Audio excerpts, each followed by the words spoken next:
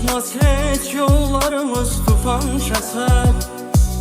Sənə vurğun o gözlərdən ofdur əsər. Göz yaşların selə dönsə də kim gələr. Sənə qırdım ürəyimdən qoparmadım.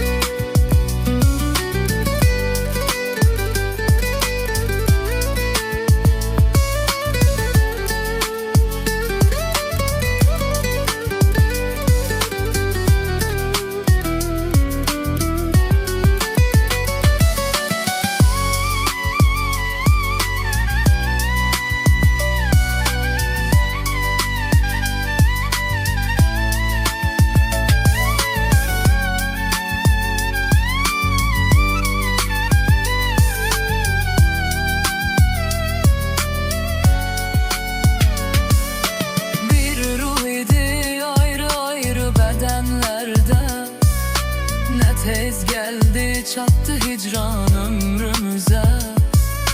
Bu sebepsiz ayrılığa nedir çare? Bu çaresiz yüreğimden koparmadım. Davalaşsaq bu şəhərdə biz anidən. Keçər onda xatirələr gözümdən.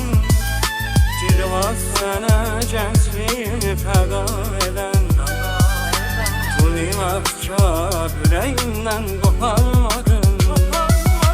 Davalaşsaq bu şəhərdə biz anidən. Keçər onda xatirələr gözümdən. Girvaz sənə gəncliyimi fəda edən.